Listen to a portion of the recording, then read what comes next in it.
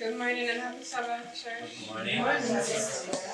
Welcome to our Sabbath school, one of the most important parts of our Sabbath worship. I pray and trust that we would have all had an overcoming week. Right? In spite of the challenges, in spite of the obstacles, God is still a good God. And we ought not to be going through these trials without drawing closer to God, right? Alright, let us pray to begin. Our dear Heavenly Father, we want to thank you for another Sabbath June first. Pray and ask, oh God, that you forgive us for the week start. And as we come now, oh God, to learn of you, we pray for the presence of your Holy Spirit, that he will teach us and lead us unto all truth. Remove the hardness from our hearts so that as your words go forth, they will find place of lodgment, dear Father, and we will be sanctified by them and be drawn closer to you. Be with your people all over the world as we gather together to lift up your name on high. In Jesus' name we pray. Amen. Alright, so we continue our study on health. For this week we'll be looking at the laws of health, right? From the spirit of prophecy. Next week we'll look at the laws of health from the Bible. Alright, our scripture reading for today is 1 Corinthians 6, verses 19 to 20. And I'm asking for somebody to read it, please. 1 Corinthians 6, verses 19 to 20. What? Know ye not that your body is a temple of the Holy Ghost, which is in you, which ye have of God, and ye are not your own? For ye are bought with a price. Therefore glorify God in your body and in your spirit, which are God's. Amen. Alright, so as I said, we'll be looking at the laws of health from the spirit of prophecy. And my apologies, I do not have the screen to show you what I would like to show you. And as we would have looked at the three-angel message and how the health reform is a part of the three-angel message.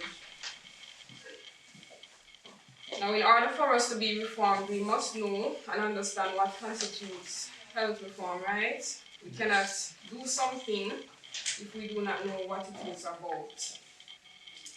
And so, we must know what constitutes health reform so we do not go against the order of God.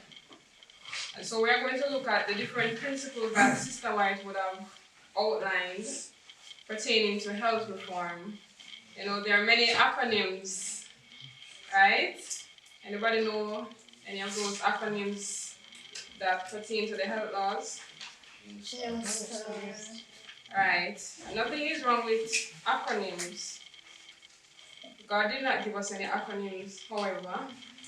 And while the acronyms are not bad in itself, the thing with the acronyms is that they are not complete. They leave out some of the principles that Sister White would have outlined. And so I'm not going to use any acronym today, I'm just going to go through the list of things that Sister White would have made mention of in many different eras and in many of her books, such as Healthful Living, Counsel and Diet, Ministry of Healing, and all of those books. Alright? So the first quotation we're going to look at comes from Testimonies for the Church, Volume 5, page 443. And it is also found in Counsel and Diet, page 301, paragraph 2, and also in Counsel and Health, 323. I really needed to show the highlights. Alright, she says, there are many ways of practicing the healing art, but there is only one way that heaven approves.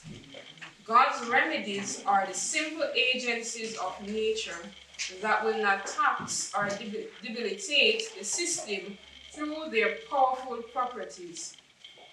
Pure air and water, cleanliness, a proper diet, purity of life, and a firm trust are remedies for the want of which thousands are dying. Yet these remedies are going out of date because their skillful use requires work that the people do not appreciate. Fresh air, exercise, pure water, and clean, sweet premises are within the reach of all with but little expense. But drugs are expensive, both in the outlay of means and the effects produced upon the system. So here, Sister White says that these are remedies for which thousands are dying. And she lists, can you tell me some of what she would have listed as these remedies? Right, she lists pure air, water, cleanliness, a proper diet, purity of life, and a firm trust in God. Further down, she would have included exercise and sweet, clean premises. Now, cleanliness has to do with your body, while sweet, clean premises has to do with your surrounding. Right? And in Ministry of Healing 127, paragraph 2, she says, pure air, sunlight, abstemiousness, rest, exercise, proper diet, the use of water, trust in divine power. These are the true remedies. Every person should have a knowledge of nature's remedial agencies and how to apply them.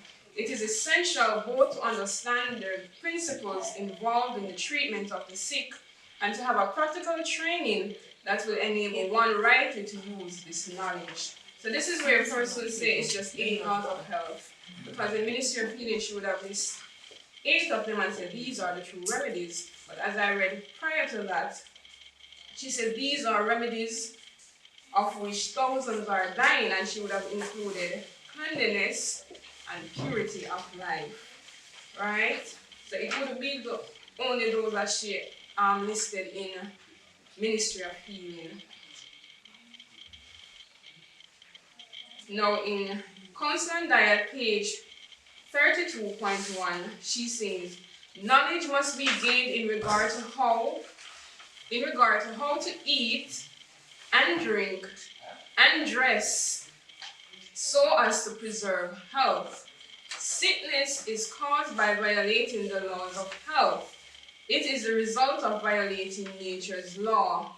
Our first duty, one which we owe to God, to ourselves and to our fellow being, is to obey the laws of God, which includes the laws of health. So what did she say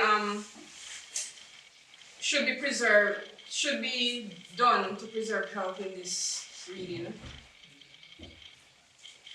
Alright, she says how to eat, how to drink, and how to dress. And she says sickness is caused by violating the laws of health. And further down, she says to obey the laws of God. Our first duty, is to obey the laws of God, which include the laws of health. So here we have outlined not only 8 principles, but additional ones of what? Purity of heart, purity of life, cleanliness, sweet clean premises, and dress. Right. Now, why did she now mention dress? Because in Constant Diet,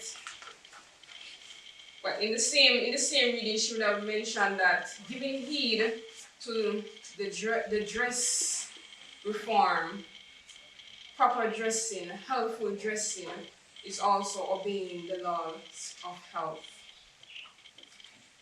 So, just to go over the list of what Sister White would have made, a lot of emphasis on proper diet, pure air, exercise, water, rest, abstemiousness, firm trust in God, sunlight, cleanliness, sweet clean premises, purity of heart or purity of life, and dress. And so now I'm just going to read some quotations that she would have made on all of them. So, excuse me. How would dress? How dress comes into? I will go down. Oh. When I go further down, I will read the quotations that pertain to it. Proper diet. How does proper diet contribute to good health? Anybody? The diet is poor or deficient. Give you poor blood. The blood needs to be circulated in the entire system. Right. And what If you're not in the proper diet, you become either weakened or sick. Right. And a scripture that we should keep in mind is Leviticus 17 verse. Talking about blood. Leviticus 17 verse 11. The life of your body. Right. Just going to read it for emphasis. And we know that it's pertaining not only to our blood, but other things. Leviticus 17 verse 11. For the life of the flesh is in the blood. And to complete it, to say, and I have given it to you upon the altar to make an atonement for your souls, for it is the blood that maketh an atonement for the soul.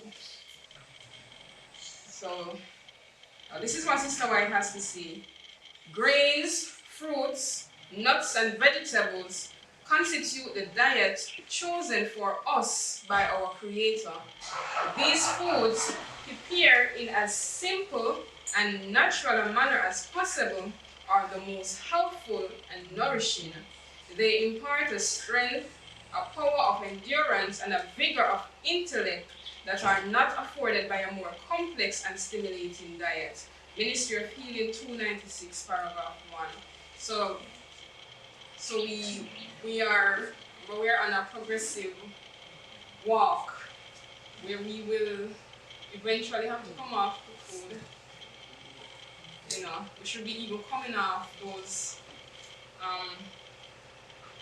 deeply cooked food where there's no life left in the food, and go to slightly cook until eventually, you know, as we go closer and closer to the end of time, we won't even have time to cook. And that's when we will just have to pick a fruit and eat. Back to Eden. You mentioned, you said grains, nuts, fruits. Is there vegetable was mentioned? Right. Vegetable as well. Right. So it is grains, nuts, fruits, and vegetables. Right. And the greens can be sprouted. Grains don't have to be cooked, you know. They can be sprouted and, you know, in the salad or whatever. So. Alright, she continues in Ministry of Healing, page 295. Our bodies are built up from the food we eat. There is a constant breaking down of the tissues of the body. Every movement of every organ involves waste, and this waste is repaired from our food. Each organ of the body requires its share of nutrition. The brain must be supplied with its portion. The bones, muscles, and nerves demand theirs. It is a wonderful process that transforms the food into blood and uses this blood to build up the varied parts of the body. But this process is going on continually, supplying with life and strength each nerve, muscle, and tissue. So it is very important the type of food that we eat. Alright? Daniel's clearness of mind and firmness of purpose, his strength of intellect in acquiring knowledge, were due in a great degree to the plainness of his diet in connection with his life of prayer. Counsel on Food and Diet. Counsel on Diet and Food, page 82. Ministry of Healing 299, paragraph 7. It is not well to eat fruit and vegetable at the same meal. If the digestion is feeble, the use of both will often cause distress and inability to put forth mental effort.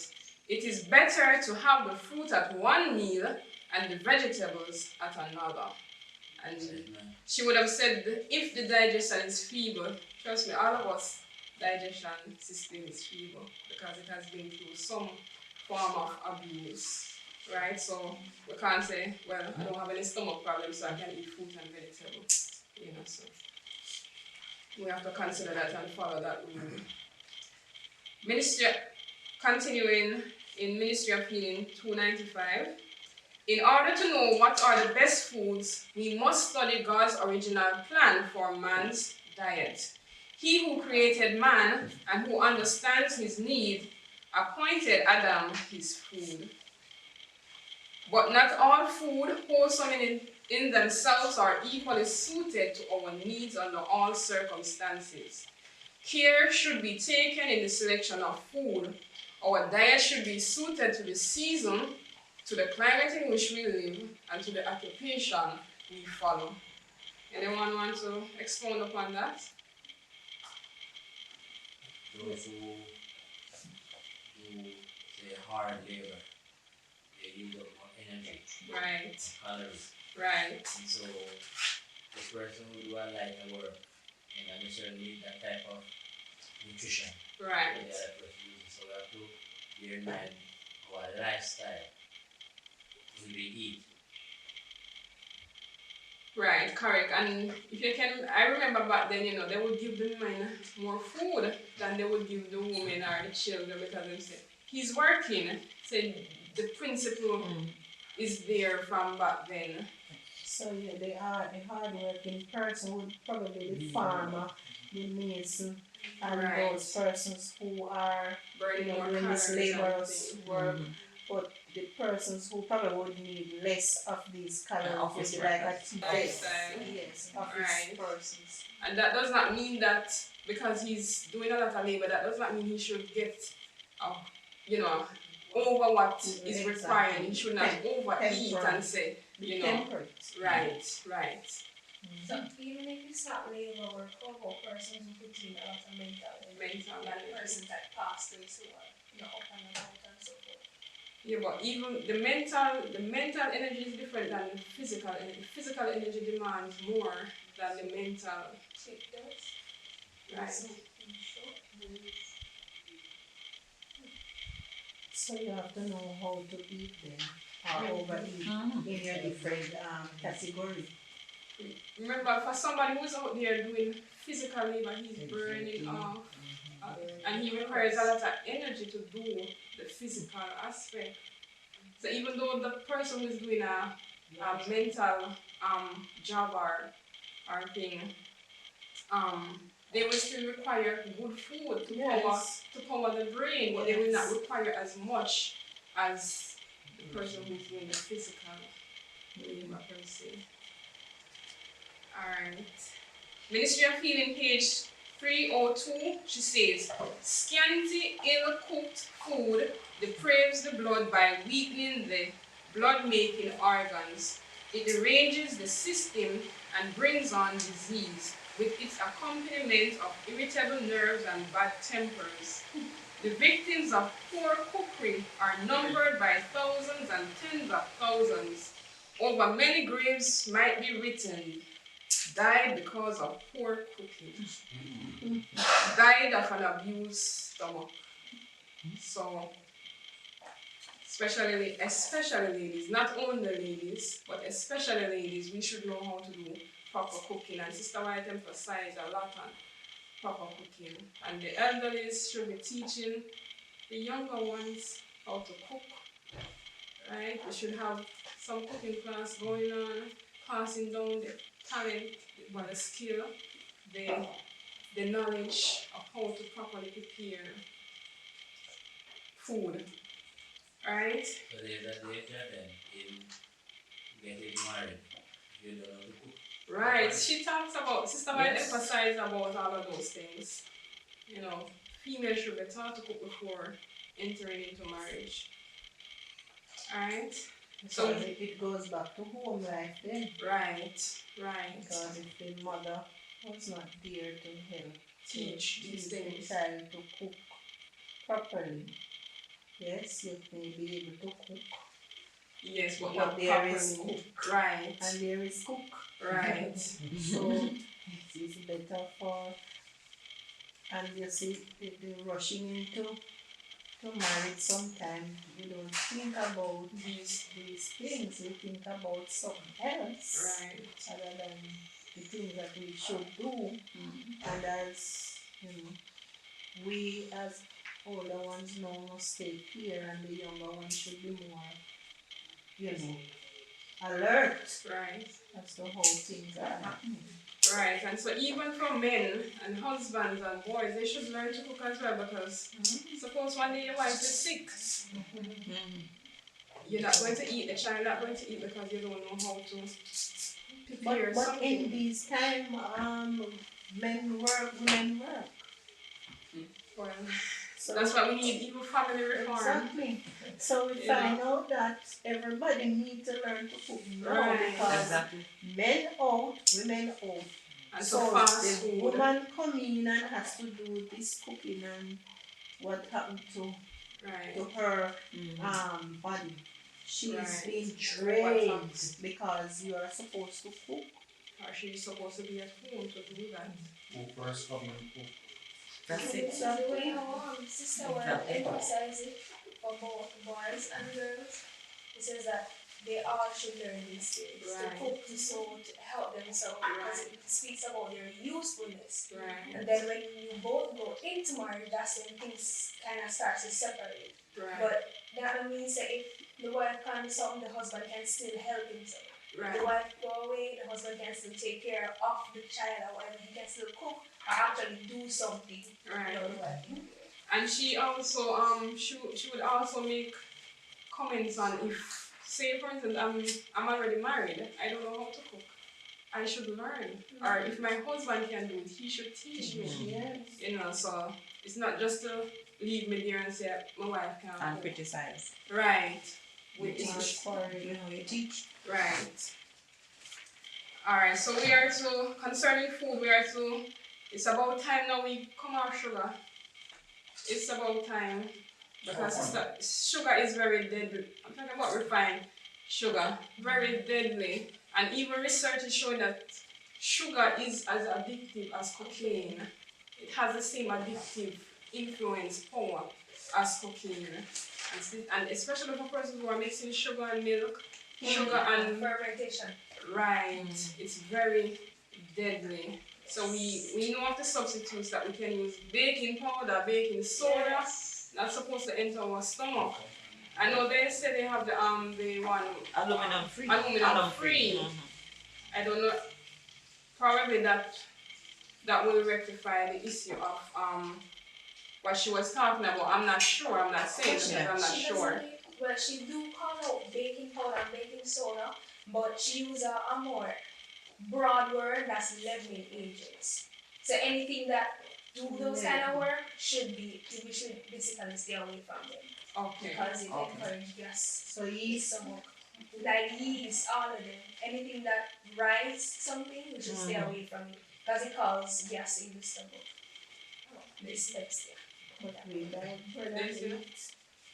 I was saying, what I heard is that the baking soda, like it depletes the nutrients from your bones. Right. So it like demineralize your body. So it removes the minerals. And it also eats the lining of the stomach. Right. So Yeah. we can use our flax. You see, the problem is taste. Yes. The taste will prefer taste over health. The taste. We can use the flaxseed. It may not come out as light and fluffy, but it is nutritious just the same.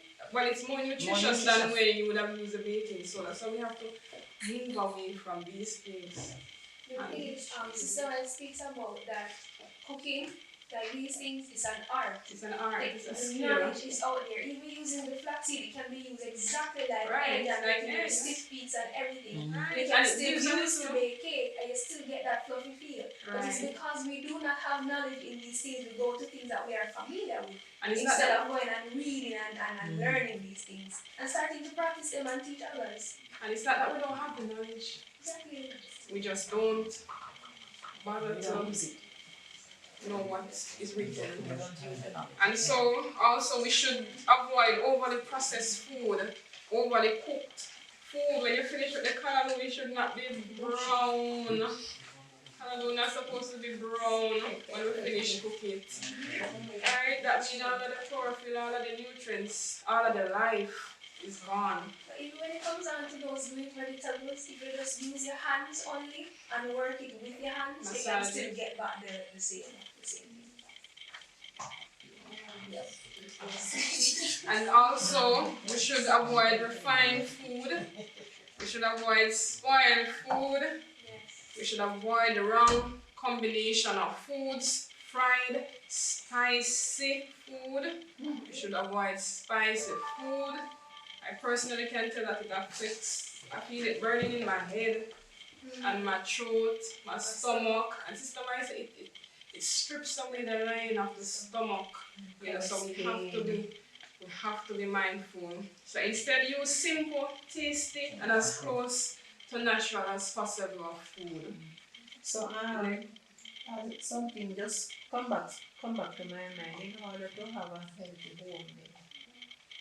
Persons planning to come together should learn how to cook properly. Because I am coming from a background where my mother cook a certain way and high spices and Yes. curry and this and that and everything and food full of oil and all of that. That is what I am used to growing up. Now I am getting into a relationship and the man might have a different way of preparing his preparation of meal is a different way his mother prepared it for him as a. And so that's why we go by the standards. So when I come into the marriage unprepared in meal preparation and begin to cook how my mother teach me, you begin to cause problem. Right. You can't cook. Right. Lots of food. And this and that. And equally you this. Right. And so we have to learn God's So way. we have to be careful That's why we as we have to unlearn. Right. Alright, the next one she mentioned is pure air. Then what's the difference between Kingston and St. Elizabeth? Kingston is polluted. More factories are around. The air is polluted with factories and with cars. Right. Okay, the difference here, because when we were driving to The difference is very clear, St. Thomas, actually. I could feel the difference in my lungs. When I was driving from St. Thomas going back into Kingston, I felt like it was harder for me to move. And after a while, literally choking. After a while, I get back used to the air in Kingston. And for persons who may have respiratory issues, they may feel the difference more than for me who don't really have any respiratory issues. Right? So how does pure air contribute to good health? That's the next question. Right. But if you are around air that is not pure for a long time, it will affect your lungs. Right. Because these things every time you inhale it, You're not seeing the immediate effect, but it is doing something to the body. Page 173. We are more dependent upon the air we breathe than upon the food we eat. Men and women, young and old, who desire health and who would enjoy active life should remember that they cannot have these without a good circulation.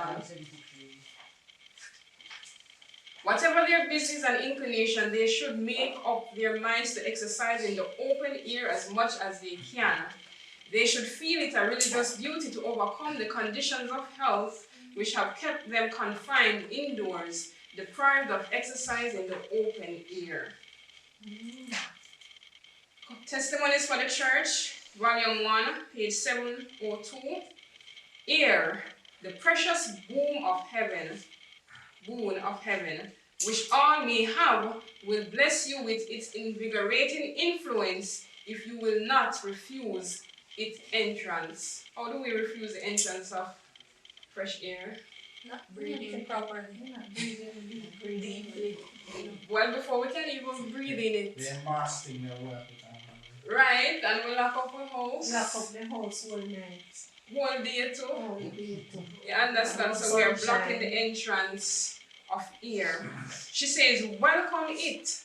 Cultivate a love for it, and it will prove a precious soother of the nerves. The influence of pure fresh air is to cause the blood to circulate healthfully through the system. It refreshes the body and tends to render it strong and healthy, while at the same time, its influence is decidedly felt upon the mind, imparting a degree of composure and serenity. It excites the appetite and renders the digestion of food more perfect and induce sound, sweet sleep. So I question now, what if all of this is happening and you're doing that, but the clothing that you have You're on properly dressed. is tight, Oh, close fitting and tight. right. So you're restricting proper circulation and proper respiration as well. When you sit and cut, then call it 10. Cross the foot and go. Circulation is restriction. Alright? It's unhealthy. Right. But most time we see some people come even in a service and fling up them foot. And you realize when you're ready to get up, your foot feel numb. And lock off Right. the circulation. Right. You cut off the blood from circulating properly. 1 minute. I have an issue. For some time now, I've been noticing that I'm smelling chemicals coming through. I sit with some of my windows open, and I've observed up to this week, night before last night, after 11, I got to use my toilet, and I smelled sulfur coming through my window. So I closed the windows and closed up all the windows in my room. The kitchen window would have been left open, so I'm a good distance away. But this has been happening for a while now, and I've smelled other chemicals being up late, the 11 to 12 there. I smell chemicals coming through my window, and I'll close it up. Last night I was, sort of being alert towards it, but I let some of the windows open, and I didn't smell anything. I was up very early, in the 1 o'clock, I didn't smell anything. But it is making me a little bit not irritated, I'm becoming concerned, Okay. because just night before last night it was sulfur, before it was some other chemicals. So the solution is country, but in the meantime, you can just cut up onions in your house and also the charcoal. Have the charcoal in a And push it with some fresh water inside, like this. And plants. Yes. and plants. Yes. Alright, so that's what you And can do absorb it. for now. Temporary. And if that don't help you come to country. Alright, that's why I said temporary. Alright? Michael and then Sister Tessa. Okay. Go ahead, Sister Tessa. So, with her speaking towards chemicals, what would you say when it comes down to the chemicals that we use for bathing? Right, we're supposed to be using as natural or nothing. We can use orange peel. Yes, well the vinegar or the orange. Some persons can't take the vinegar because it's still Yeah, you affect can the take respiratory only issue. vinegar because with that it doesn't have the strong scent as the one that they sell in the Yeah, supermarket. but it can still be used. Or you boil your lime peel and those things, and you use the essential oils to make your products. We use the sweet scents until we can just have it down. Then it's something like The pesticide, then make something insecticide. They're natural remedies, but the thing we like, we can just take it off the shelf and then you used to make the spray or kill the roach. That when you smell it, it will run. It smell nice, but they might make it no. but those are more deadly, Of course, that's You what know. I'm going to say. It's more deadly. Because you said it smells sweet. right, so so you inhale everything now. You intend to stay in it, but the first one, do the run. Right. So you see the deception there. Yes. Health reformer, April 1872, she says, the pure, invigorating air of heaven is God's free gift to men and women, and it is possible for them to be cheerful, healthful, and happy it is impossible for them to be cheerful, healthful, and happy unless they appreciate these bounties and allow them to answer the purpose for which they were designed. Alright? Sleeping apartments should be large and so arranged as to have a circulation of air through them day and night.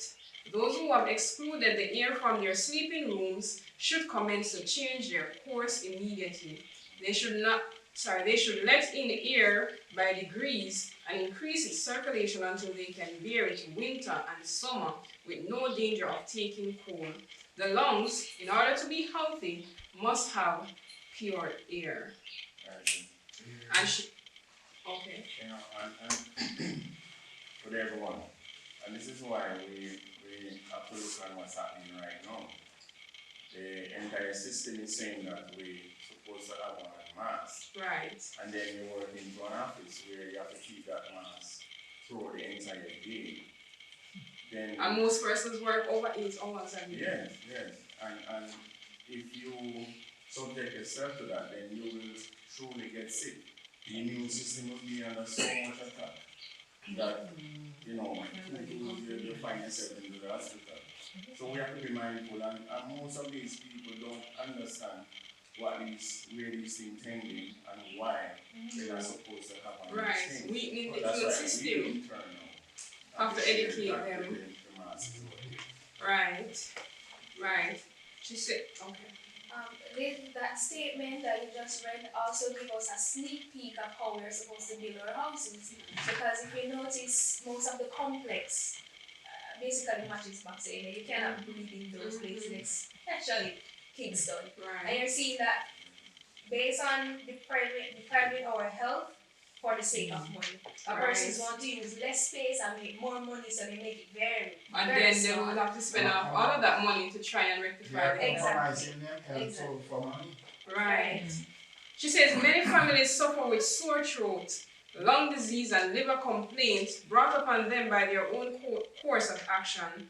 Their sleeping rooms are small, unfit to sleep in for one night, but they occupy the small apartments for weeks and months and years. They breathe the same air over and over until it becomes impregnated with the poisonous impurities and waste matter thrown off from their bodies through the lungs and the pores of their skin.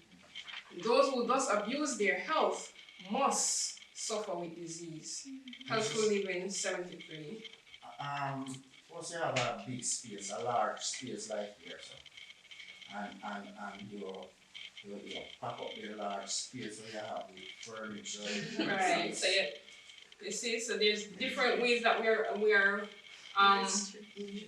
right and not following. So even though we may be following part way, we still cluster. So you notice that this term that she's referring to has different angles, not just keeping it. Right. Because you're referring to how you build your house. Right. So when you go to build, you have to look at where the breeze is blowing from. Right. And where the brain is coming from. It's constructing so that you can get maximum air. And you can build, but you're not you build where the breeze is. You lock off where the breeze is blowing, angle from. Right.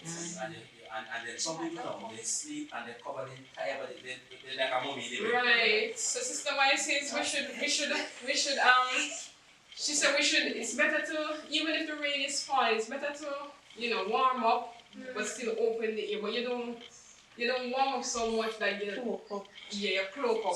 So like up here now, like how you choose to build the house on the hill, leave the level down by the gully to farming and put the house on the hill that you can get the fresh air. And the sunlight. Right, go ahead, Nathan. Actually, moving the green juice actually will help to flush out the blood. Right, that's correct. Right. What she said? Everybody heard? She said the green juice will help to flush our blood. To cleanse our blood. Right? Next one is exercise. How does exercise contribute to good health?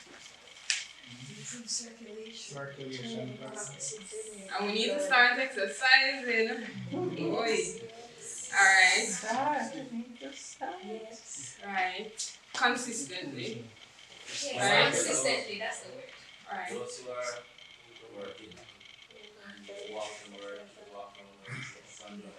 They still need to exercise. Yes. Yeah, there are different exercise that need to that needs walking does not Target really certain muscles. right. There's still certain exercise that still need to be done. So walking That's to work. No, I think walking is good, but you have to walk at a pace that almost leave you breathless. Briskly. But Walking walking to is Brisk. walking briskly. Walking is one of the best forms of exercise. Yes. It is the best But form you of can't just go exercise, walking but- like this, slouchy like No. this. You're not getting anything out of that. No, but you You still have to walk need briskly. no other than the walking, you still need to do different exercise that Like upper body Right, that- exercise. Yes, you can do. Yes, you can do. You have to free up when you're doing this walking. You walk to work, your brain and focus, you may have to open work. But when you're walking in the morning, your brain free from work and That's a everything. good point. Yeah. That's a good point. So it's Right. different. Totally different. Right. So while walking is the alright, I'll read the quotation. Alright? So the human body may be compared to nicely adjusted machinery, which needs care to keep it in running order. One part should not be subjected to constant wear and pressure, while another part is rusting from inaction. While the mind is taxed, the muscles also should have their proportion of exercise. Every young person should learn how many hours may be spent in study and how much time should be given to physical exercise. Signs of the Time, August 26, 1886. By helpful exercise in the open air every day, the kidneys, liver, and lungs also will be strengthened to perform their work. Testimonies, Volume 2, 533. Judicious exercise will induce the blood to the surface and thus relieve the external organs. Brisk, yet not violent exercise in the open air with cheerfulness of spirit will promote the circulation, giving a healthful glow to the skin and sending the blood vitalized by the pure air to the extremities, our hands and our legs. Testimonies, Volume 2, 530. Continuing Testimonies, Volume 2. Another precious blessing is proper exercise. There are many indolent, inactive ones who are disinclined to physical labor or exercise because it wearies them. What if it does weary them? The reason why they become weary is that they do not strengthen their muscle by exercise. Therefore, they feel the least exertion. Invalid women and girls are better pleased to busy themselves with light employment, as crocheting or embroidering, than to engage in physical labor. If invalids would recover health, they should not discontinue physical exercise, for they will thus increase muscular weakness and general debility. Bind up the arm and permit it to remain useless even for a few weeks. Then free it from its bondage, and you will discover that it is weaker than the one you have been using moderately during the same time. Inactivity produces the same effect upon the whole muscular system. The blood is not enabled to expel the impurities as it would if active circulation were induced by exercise. And she said we should not give up exercise because we feel the pain. The reason why we are feeling pain is because it has been inactive, and trust me, that is so true. If you start to exercise now, you can't walk a morning, and then you become discouraged not to exercise anymore because it pains you up. But what she's saying that we should continue is because we have been in inactivity while it causes pain. But if we continue, eventually the pain will leave. She said, when useful labor is combined with study, there is no need of gymnastic exercise. And much more benefit is derived from work performed in the open air than from indoor exercise. The farmer and the mechanic each have physical exercise, yet the farmer is much healthier of the two, for nothing short of the invigorating air and sunshine will fully meet the wants of the system. The farmer finds in his labor all the movements that are even practiced in the gymnasium, and his movement room is the open fields The canopy of heaven is its roof. The solid earth is its feet. So the farmer, because he's out here in the fresh air and the sunshine and all of that, doing his labor, he's exercising at the same time. The mechanic is also exercising because he's up and down and all of that, but he's not getting the fresh air and the sunshine that the farmer is getting. Right? So outdoor exercise is better than indoor exercise. What is inherently wrong with gymnastic exercise? You go to the gym and do a process. I mean the visual. It's not just that, it's very painful. It puts Right. the body through things that it's not supposed to. It's not going to the gymnasium she's talking about, it's the muscular what you call those kind of workouts. Yeah, lift it up, weight. I think those are aerobics. Those are anaerobics. Aerobics. Right. Those kind of exercise is what she's talking about. It's not actually going to the Alright, when you read let's say she's not talking about that, but I'm asking, what is inherently wrong in going to the gym to exercise? in going there. Indoors, it's indoors. I know, other than the indoor, I mean, the scenery, the things that we're going to see And listen. and hear, because there's always music, Yes. right? Rock music. And proper sunlight and air as well. No, other than the physical aspect of it, the mental, spiritual aspect of it, we shouldn't be going to these places. When I hear the music that they play, that they want you to exercise to the beat of, not press that music. No. Right. So she said there is no exercise that can take the place of walking. By it, the circulation of the blood is greatly improved. Walking, in all cases where it is possible, is the best remedy for diseased bodies, because in this exercise, all the organs of the body are brought into use. Testimonies, volume 3, page 78, or Healthful Living, 129. What you would say about swimming? So walking is the best form of exercise. It uses all the muscles. Right, it is the best, but it is not the only form of exercise. I didn't say that. I said it was the best. Right, we agree. It's the best. No, man, we agree. But what we are saying, we should also get other form of exercise as well. You know, We can do weight bearing exercises to strengthen the muscles.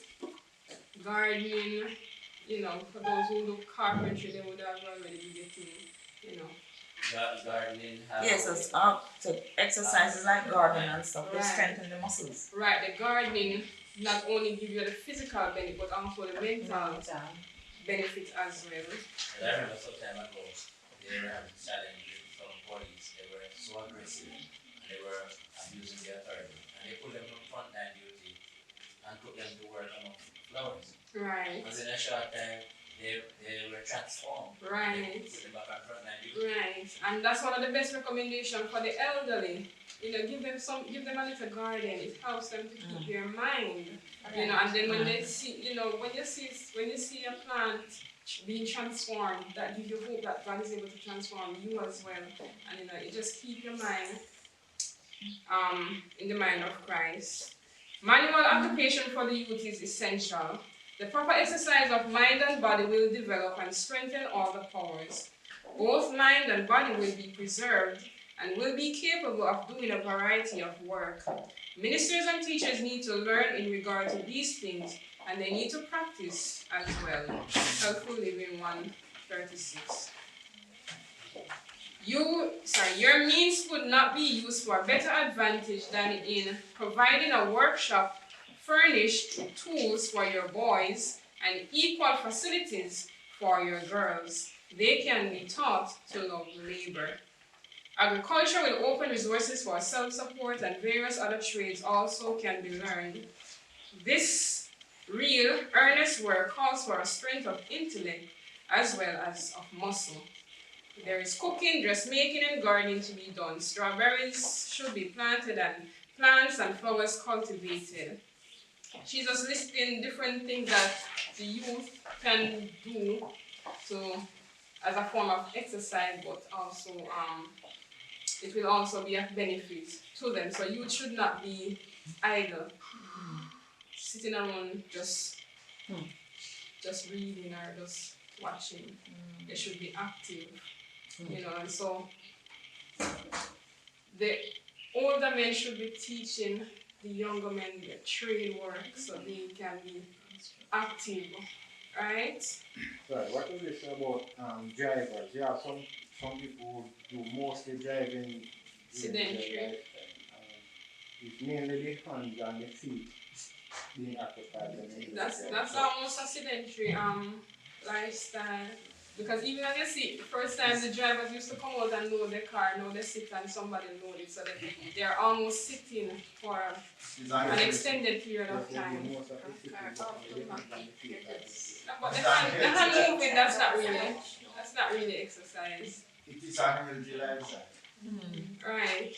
Because they take the hand off the steering wheel and they probably can't close it because it has been on it for an extended period of time. It's inactive, even though it's moving, parts of it is being inactive.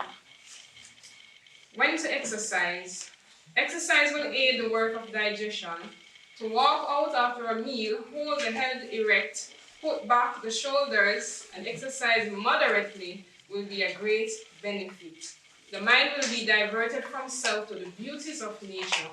The less the attention is called to the stomach after a meal, the better. Helpful living 130. So after a meal, we should go on a digestive walk. So go on bed, go sleep. that means we would have eaten too much or the wrong kind of, so that's something that we should practice after a meal. Go and walk. It's best for you to see.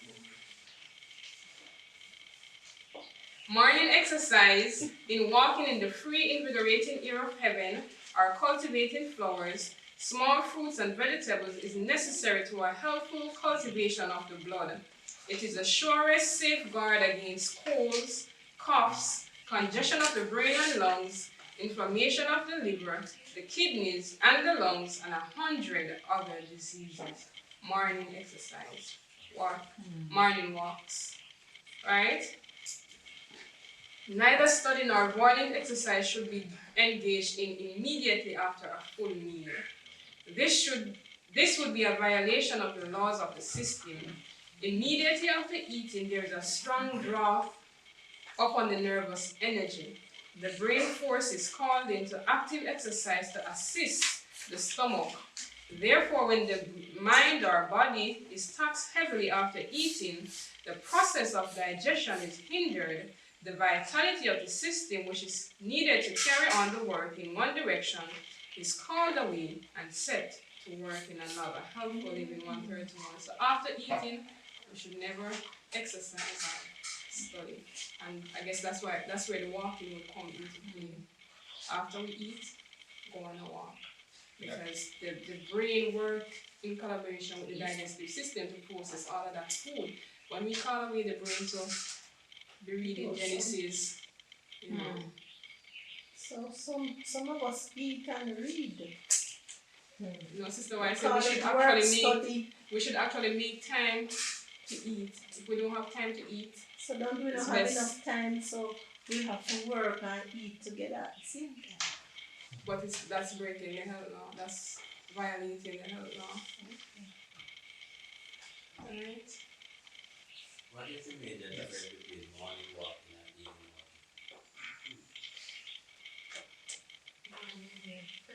walking? Fresh air. Correct. In the morning, you don't have They don't have the vehicles coming out so early in the morning. cars, The fuel. it's not hot as yet. Too much pressure. Here. Too much pollution starting to get here. And the quietude as well. The environment is singing it more different. soothing on the Right, the rising of the sun will lift your thoughts to heaven and those things. Right? So when you go out early and you get that fresh air in your lungs, Right. it is so soothing. Moving on, result of lack of exercise. I frequently turn from the bedside of these self-made invalids, saying to myself, dying by inches, dying of indolence, a disease which no one but themselves can cure. Dying indolence means laziness. Alright? Neglect to exercise the entire body or a portion of it will bring on more morbid conditions. And all of this is coming from healthful living. The blue monk's health fades from their cheeks, and disease fastens upon them because they are robbed of physical exercise and their habits are perverted generally. Pure water. In health and in sickness, pure water is one of heaven's choicest blessings. Its proper use promotes health. It is the beverage which God provided to quench the thirst of animals and man.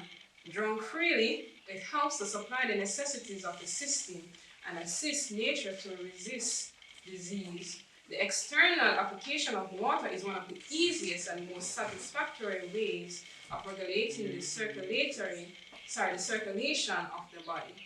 Ministry of Healing 2:37. Pure water to drink and fresh air to breathe invigorate the vital organs, purify the blood, and help nature in her task of overcoming the bad condition of the system.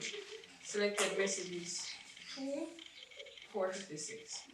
Water is the best liquid possible to cleanse the tissues.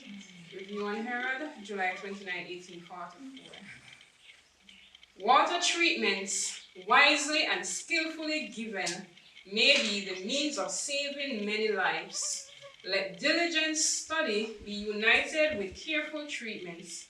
Let prayers of faith be offered by the bedside of the sick. Let the sick be encouraged to claim the promises of God for themselves. Medical Ministry 2:27. So water is not only for internal, but also for external usage, right? As in hot and cold therapy, fermentation, even a simple wet kerchief on the head and the wonders. Those of us who live in areas where the water is chlorinated. Right, that's not pure water.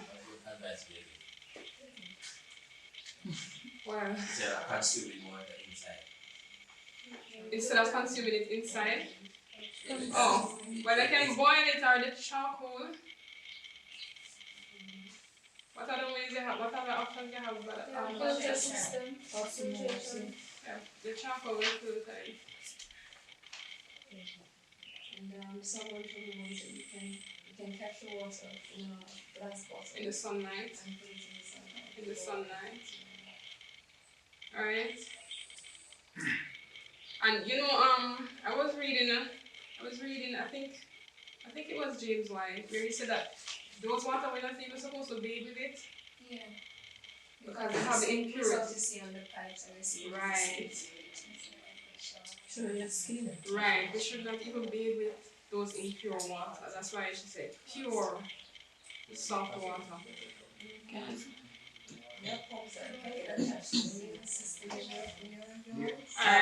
Alright. Okay. You said earlier, Sister White said that when we finish eating, we shouldn't read. At what point after can we start reading? Because how long it takes for the food to digest? Because as I said, the brain works with the stomach, so it is saying I need the food to be digested. So at what point after that can you pick up a Bible or pick up a reading material and read? 6 hours, 7 hours? Well, no. Because it takes how many hours for the food to digest? To be honest, even after 24 hours, food is still in the stomach. By reading so far, after 30 minutes to an hour, even an hour, 30 minutes, it can go back to the extensive way. Because it would have gone through a phase of digestion where it's not so toxic. I don't know, it's always toxic. Yeah, I think that would because you. So at least an hour after? Right, at least. Because how long would you go on a walk? No, I'm not talking about the walking. No man, I know You're what I'm saying in relation to going we on should a be walk. reading after we eat. Because Sister Sister Daya was saying some people read and eat, and you're saying no, you're not supposed to be doing that because the brain is not sending message to the digestive system that you need to digest the food. It is concentrating on the reading. Therefore, that food will stay in there and probably ferment. Right, but if you and say it's not digested. So I'm asking, at what point, how long after you eat, can you read? Right, but if you say that we should go on a walk after eating, right? Normally we will go on a walk 30 minutes to an hour. That's a regular time frame for a walk. So maybe Yes, but it's not always viable to walk. You can eat and you're not able to go out and what's supposed to do? What if there's a storm? Or a snow or something? I'm just saying, at what point after? What if you're not able to walk? And you've eaten and you want to read? How, maybe an hour or two, or I don't know, I'm just asking. I would say an hour is a reasonable time where we could have gone through that. This is just me saying, where we could have gone through that first phase of digestion that is so taxing on the body. Okay. You know, so it wouldn't have been, you know, requiring so much of the body to put into that. And as she would say, we should not drink water until 2 hours. 2 hours We after. can still work along that line. Okay. You know, 1 hour after. Depends on what type of meal you have. Right, even that, it depends on the type of meal that you would have consumed. So. Alright, continue. We must not rush past this one. It's very, very important. Okay. And a lot of us have a very bad dietary habit. As soon as we finish eating, we're bubbling down some water or some food. And we have to and the break food it. that been digested, it's been washed down. Right. And we need to correct that because if you don't correct it, later on you're gonna have a problem. A serious health problem. Yeah. Right. And some of Even us if you eat don't and drink, drink. the Bible said not to drink. Right. Some of us eat and drink together. Alright. Frequent bathing is very beneficial, especially at night, just before retiring or upon rising in the morning. And especially when somebody is having a fever, we have to learn how to properly treat them through the use of a bath. Alright. So it's a frequent bathing, especially at night? Before retiring. Okay. Alright. A cold bath in the morning and a warm bath in the evening will be preferable, as a warm bath will soothe you and make you relax from it, while the cold bath will revive you. Whether a person is sick or well, respiration is more free and easy if bathing is practiced. By it, the muscles become more flexible. The body and mind are alike invigorated. The intellect is made brighter, and every faculty becomes livelier. The bath is a soother of the nerves. It promotes general perspiration, quickens the circulation, overcomes obstruction in the system, and acts beneficially on the kidneys and urinary organs.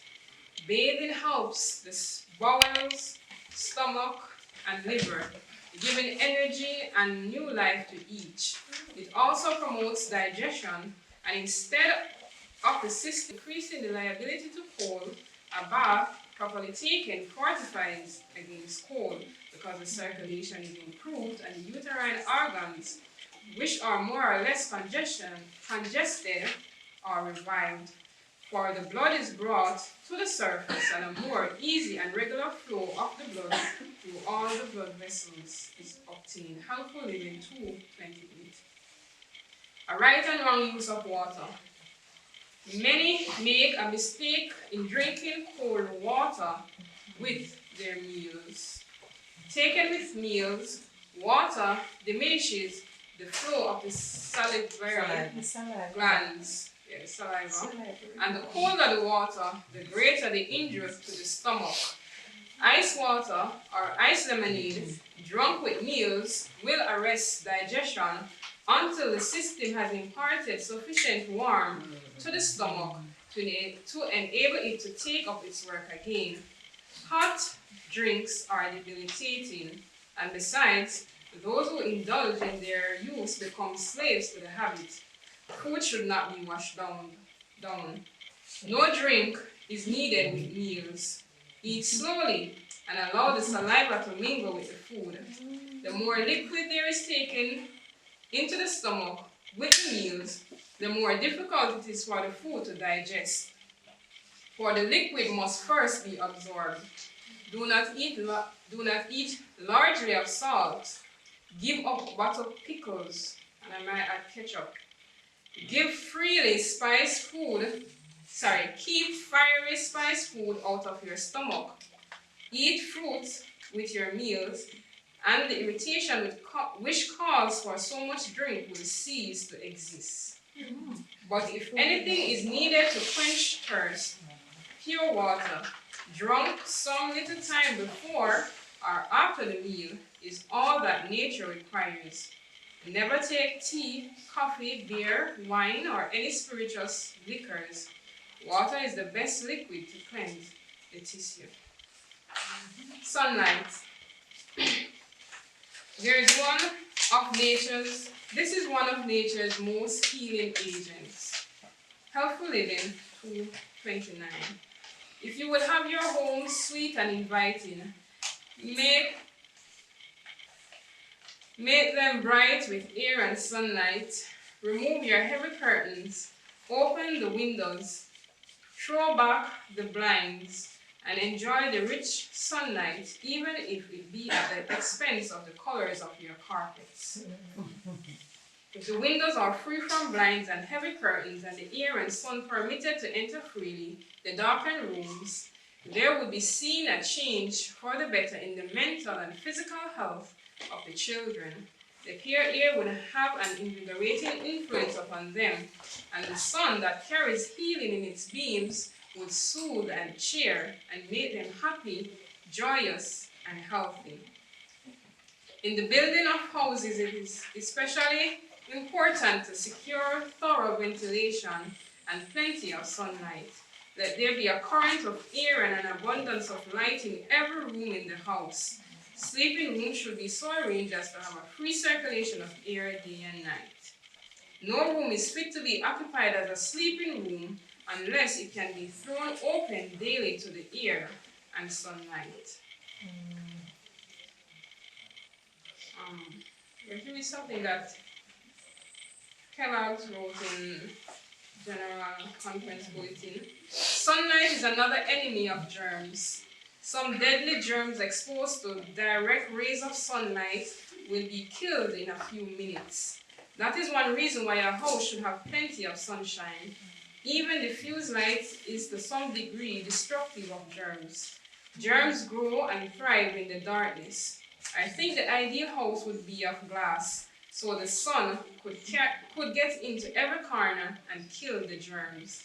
The ideal clothing would be white, so the sun could shine through to the skin and even into the body. The sunlight is an excellent germ destroyer. What is the connection between robbery, rape, murder, aggression as relates to cramped hot water speaking? What is it? You see the connection? Go again? What is the connection between robbery, rape, murder, aggression as it relates to your living environment? Done in darkness. Done in the darkness. That's what is the connection. I don't. You observe that where people are living in cramped situations, a lot of in a small space, and the atmosphere is hot continuously like Kings and other places. As I said, they automatically have element. You don't think it's a cook to the days. It's when you're in that situation and you're not working and you are hungry. Right, it affects the mental. Sure. Right. Rest. Rest. Some make themselves sick by overwork. For these, rest, freedom from care, and a spare diet are essential to restoration of health. So we're looking at how does health contribute to good health? Rest contribute to good health. To those who are brain weary and nervous because of continual labor and close confinement, a visit to the country where they can live a simple, carefree life, coming in close contact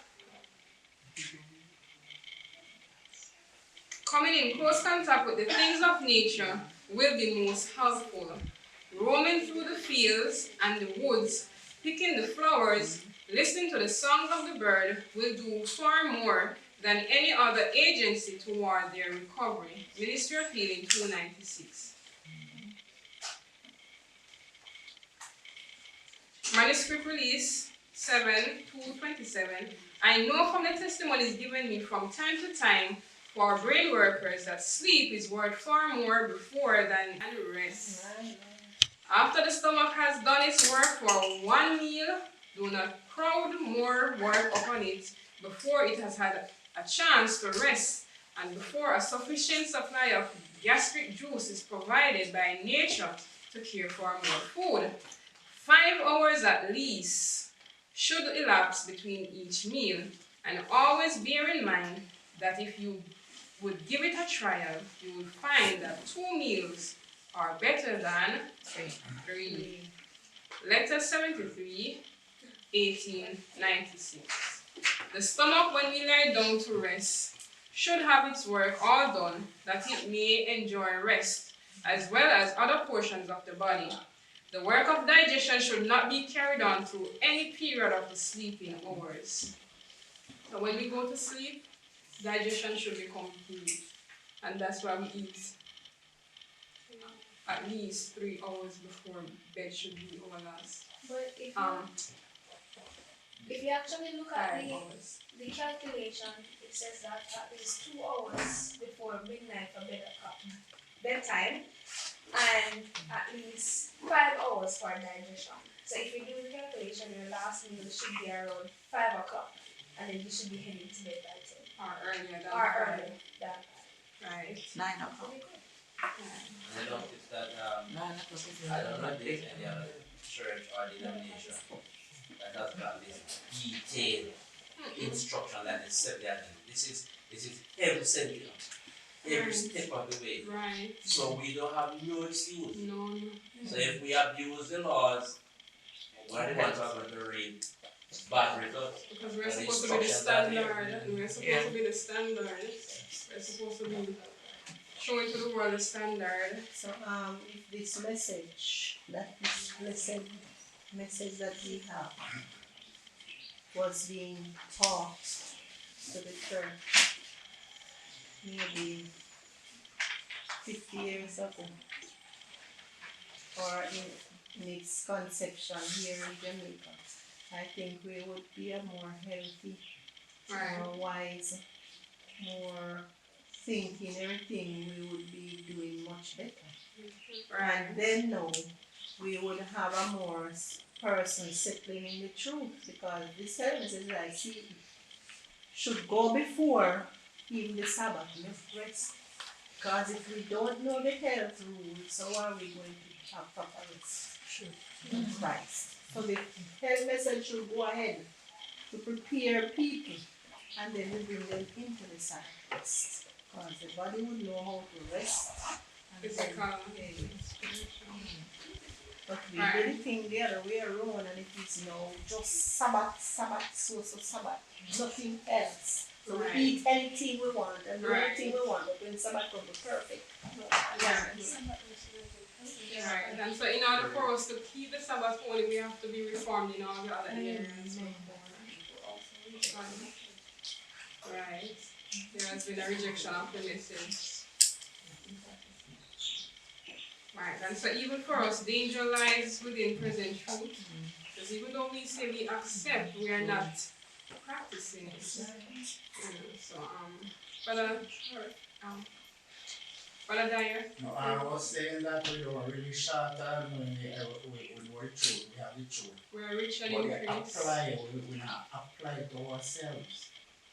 We do sometimes we go to And so it is up to us as individuals to live up to the standard and to be examples so others can follow and be encouraged.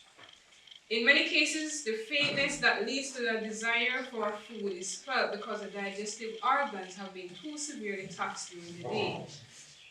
After disposing of one meal, the digestive organs need rest. At least 5 or 6 hours should intervene between the meal, and most persons who give the plan a trial will find that 2 meals are better than 3. Sorry, I read that already. Alright. So sister, your largest meal should have been in the morning or in the evening? Yes, in the morning. Our breakfast should be the largest meal. Alright. According to the council, that research is now proving that to be true. Alright. I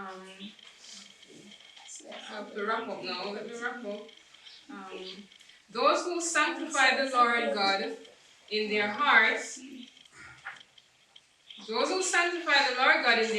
by a strictly devotional frame of mind, and who sought to improve the sacred hours in keeping the Sabbath to the best of their ability, and to honor God by calling the Sabbath a delight, these, the angels, are specially blessing with light and health, and special strength was given them. Counsels to the Church, 271.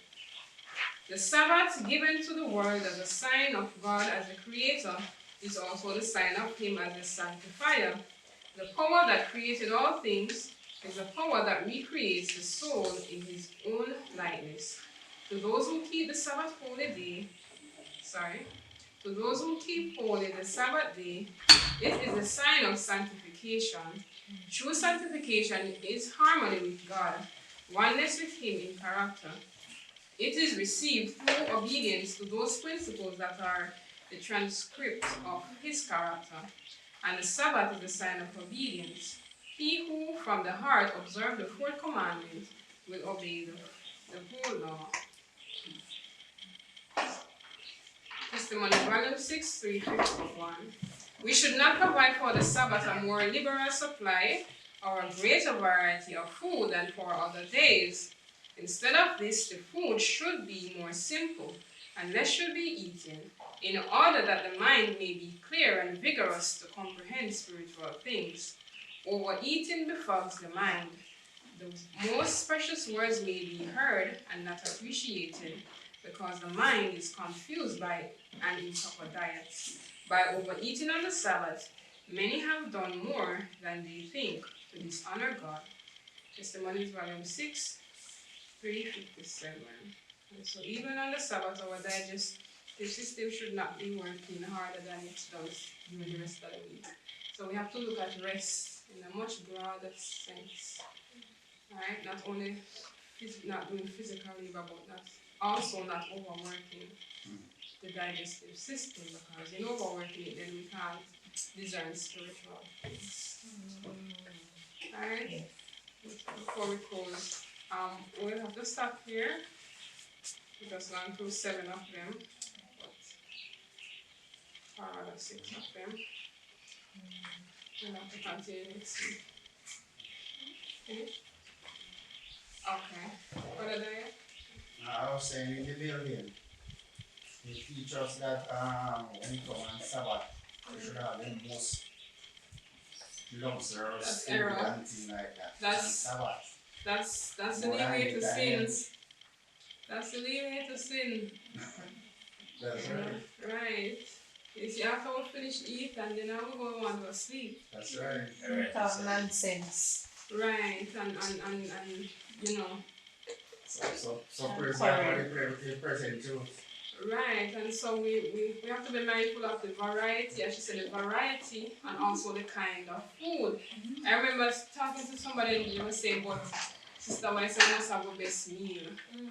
Best meal does not mean a big, you're right. You know, best meal can be a simple fruit. She said we should prepare things, especially for the children, that is considered a treat. But that does not mean that it's this luxurious, 5 different protein, 6 different starch plus bakings and plus juice and all of those things. Then now place the water. Right. And then eating and drinking at the same time. So when it's Bible study time, we just don't oppose everything that is being said, or we don't hear anything. The water shut out. It's a long glass of juice. Right. Juice. Right. So we have to Chip the brain. Time is a murderer to the brain. So we have to take those things into consideration. Can murder your brain. Temperance. How does temperance contribute to our health? Alright. I'll be reading from Child Guidance. Everything that I'm reading from temperance is from Child Guidance. Right. No. Sorry. For perfect health, be temperate in all things. In order to preserve health, temperance in all things is necessary. Our Heavenly Father sent the light of health reform to guard against the evils resulting from a debased appetite, that those who love purity and holiness may know how to use with discretion the good things He has provided for them, and that by exercising temperance in daily life they may be sanctified through the truth.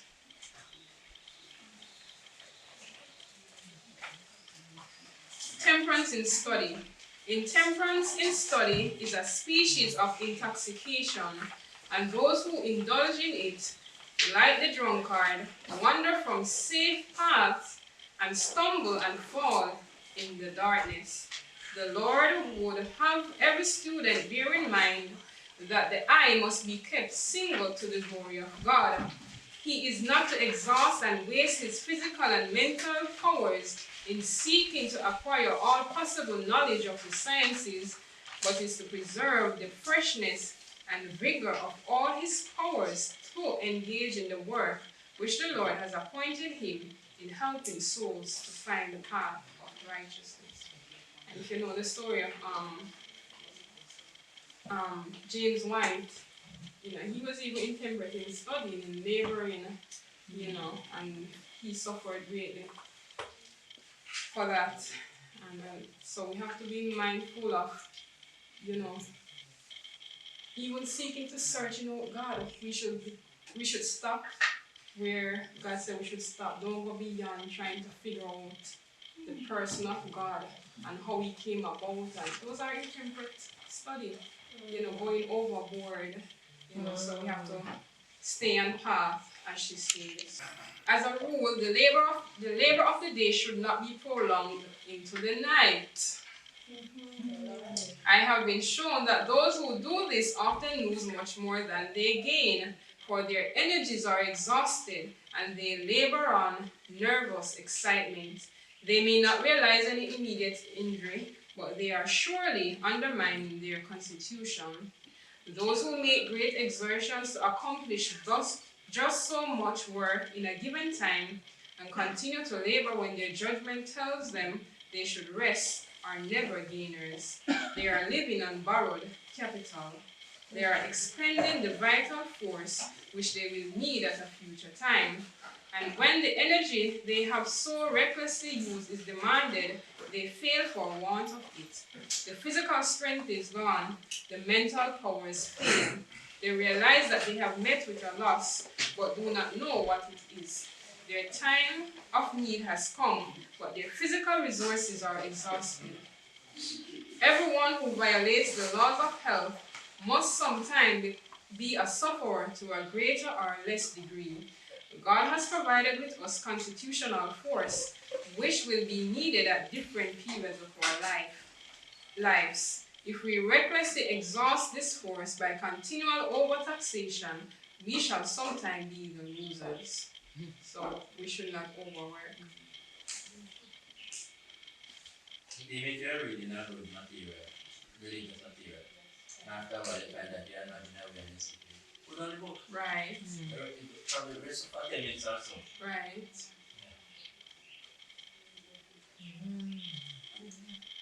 In dressing, in all respect, the dress should be healthful. Above all things, God desires us to be in health of body and of soul, and we are to be workers together with him for the health of both soul and body. Both are promoted by healthful dress.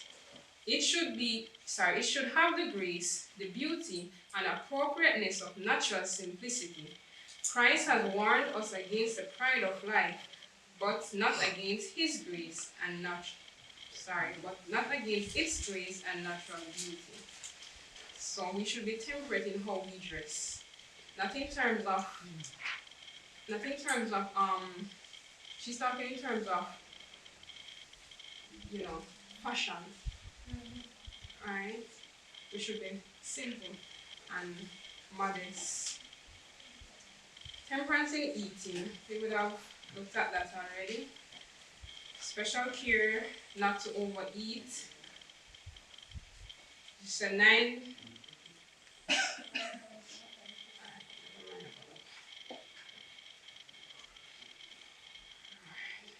So carry temperance into all details of home life. We urge that the principles of temperance be carried into all the details of home life, that the example of parents should be a lesson of temperance, as self-denial and self-control should be taught to the children and enforced upon them so far as consistent from babyhood. In the family circle and in the church, we should place Christian temperance on an elevated platform. It should be a living, working element, reforming habits and dispositions and characters. So, temperance covers everything, right? Firm trust in God. Sister White talks about firm trust in God. How does this contribute to good health? Because God's love is so great and so unfailing, the sick should be encouraged to trust in Him and be cheerful.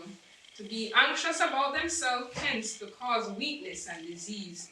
If they will rise above depression and gloom, their prospect of recovery will be better.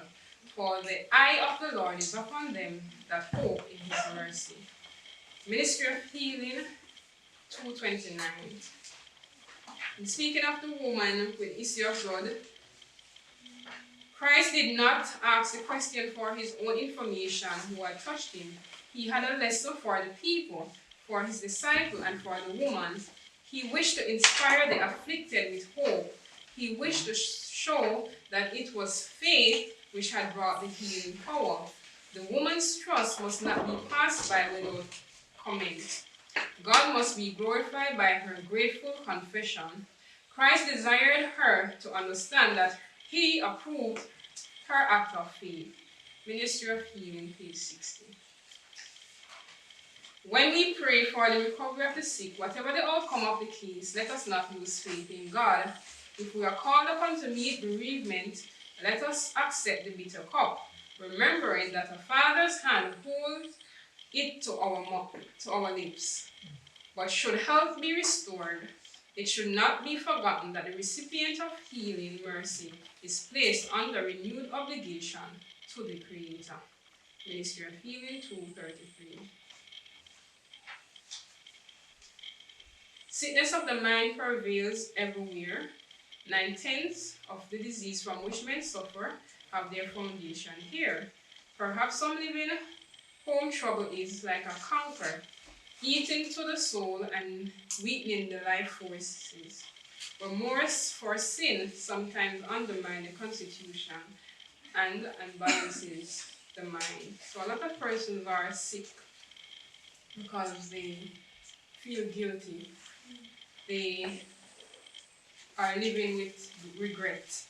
They have no hope. They are fearful. They are doubtful, anxiety, and all of these mental issues only pointing them to Christ and helping them to understand God's love for them so that they can gain faith in Him. That's the only remedy. Herbs can't help these conditions, only helping them to have faith in God. And when we lack faith in God, guilt, a lot of persons are sick. A lot of persons are suffering from diabetes, high blood pressure, just because they feel guilty.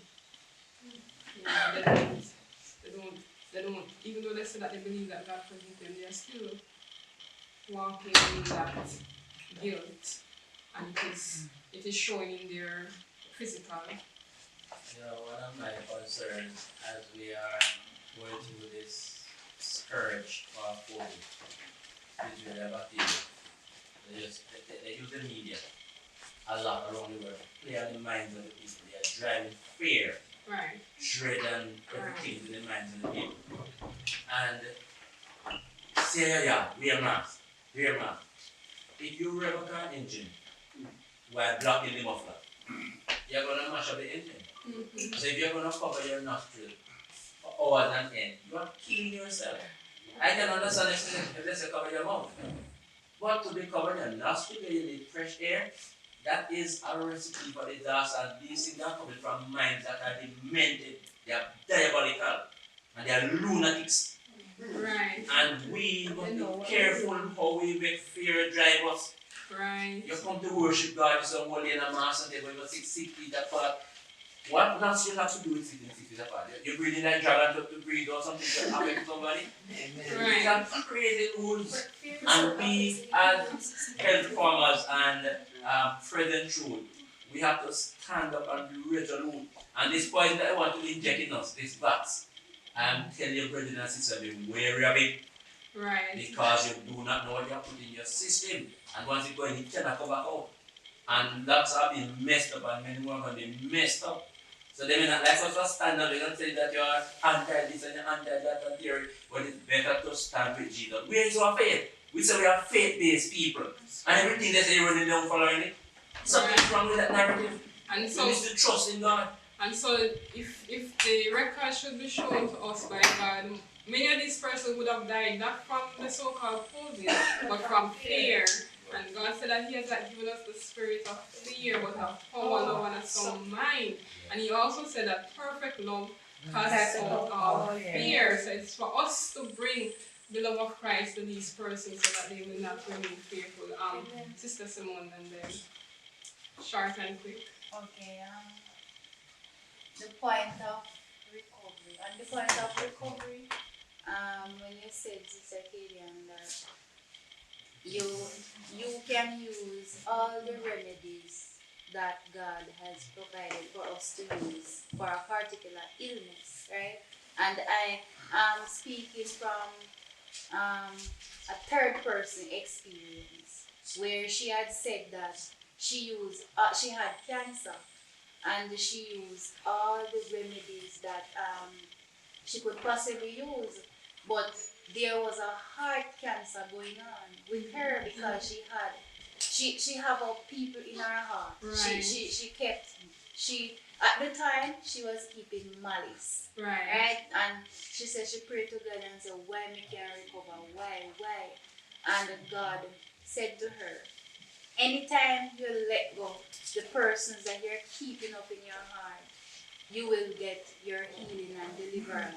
And she did just that. She went to them, she made it right, and she get her healing and deliverance from a stage 4 cancer. Right. So and the other side to that, God could have still allowed her to live with that cancer, but she would have felt healing within her heart, because God does not always take away the physical debility or whatever. And I'm going to show you, I'm going to come back to your point, Sister Simone, after Sister Christine. This is some information that one of the world's top virologists or virologists, and also one of the top scientists for the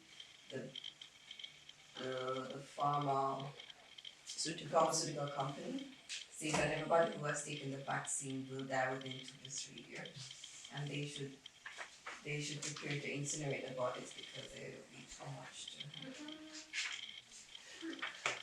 And then before you close, just this week I learned this, and when you hear this in the notes at the end of it, one medical person said that they are spraying these masks that they're sending down to us from overseas. It's a thing called glycine oxide. And so look at the mask that comes in, you see GO. Do a Google on it and see. When I checked it yesterday, it's literally something that brings out cancer on you. It mess up here, your breathing system, and after a while it mess you up. So you have to be, so I think that I will really flap on that Jamaican Right. So the objective of Satan is not necessarily to let you drop dead right away, but over time. And Sister White mentioned purity of heart. She would have made mention of a firm trust in God, but she also mentioned purity of heart and their difference in the sense of um, just what Sister Simone just said, that this lady was praying to God, doing all of what God said that she should do. So she had trust in God, but she did not have a pure heart. So we can trust in God, we can believe in God as our Savior and everything, but if we do not have a clean heart, then we are also found wanting. Right? And he said, blessed are the pure in heart.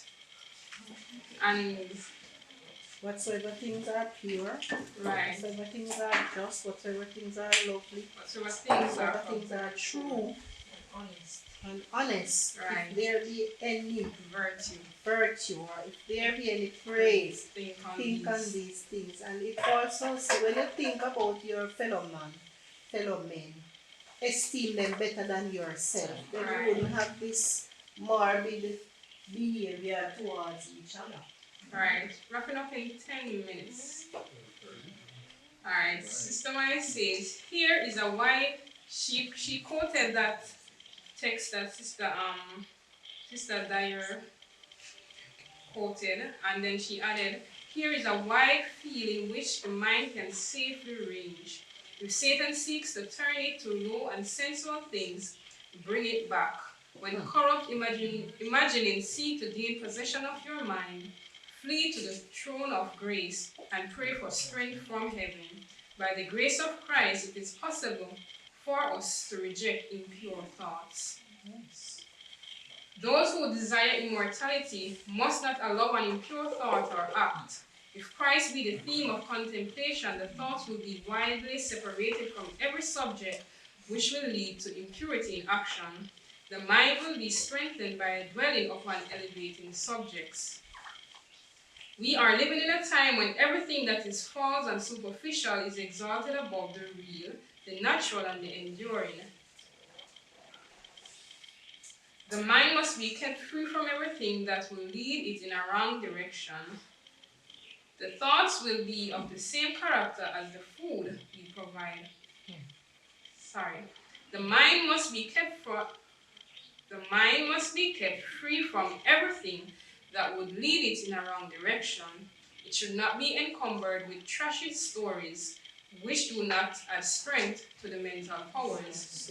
The thoughts will be of the same character as the food we provide for the mind. My brother, your heart is not right with God. Your thoughts are not elevated. You permit your mind to run in a wrong channel. Your morals have not taken a pure elevated tone. Your habits have been such as to injure your physical health and have been death to spirituality. You cannot prosper in religious things until you are converted. You who are suffering with poor health, this is a remedy for you. If you clothe the naked and bring the poor that are cast out of thy house, and deal thy bread to the hungry, then shall thy light break forth as the morning, and thine health shall spring forth speedily. Doing good is an excellent remedy for disease. Testimonies for the church. Secret indulgence is, in many cases, the only real cause of the numerous complaints of the young. This vice is lying waste to the vital forces and debilitating the system, and until the habit which produced the result is broken off, there can be no permanent cure. A Solemn Appeal, page 58. And when she talks about secret indulgence, she's talking about masturbation, and a lot of persons are sick because of that.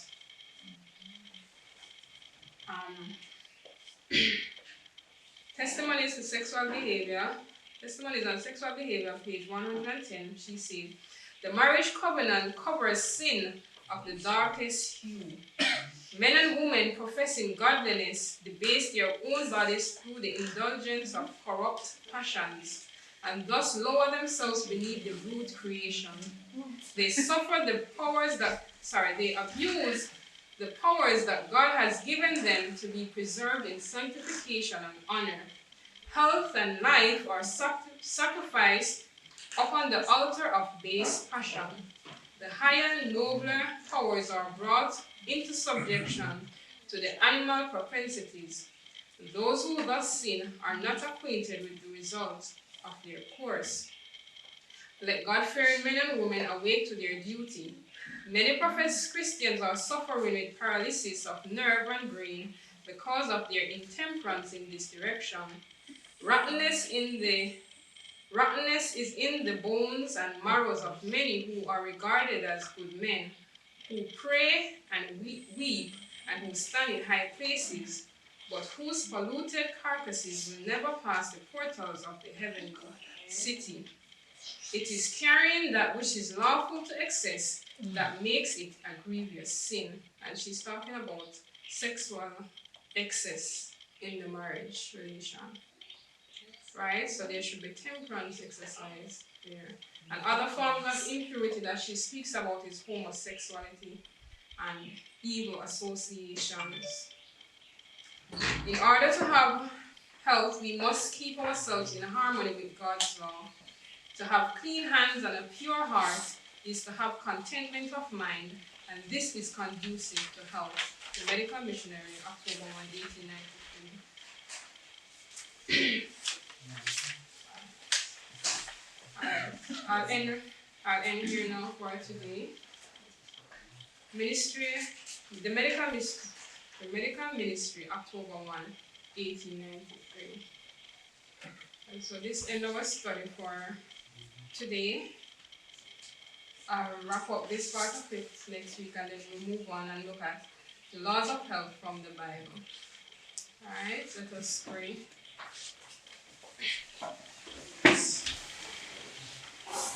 Our dear Heavenly Father, we are thankful for your words. We're thankful for giving them unto us because you desire our good. And as we have gone through them, dear Father, we pray that we did not just speak about them, that we did not just hear them, but oh God, we will even come to you and pray, oh God, seeking your help so that we can be reformed in all the areas that we need to be. Continue to strengthen us and continue to help us to realize the time that we are living in, oh God. It's not time to be taking baby steps, but we need to be advancing much more than we are. Pray, dear Lord, that you will be with us as we go through the rest of this day. And may your Holy Spirit continue to abide with us and continue to impress our hearts with your truths. In Jesus' name we pray.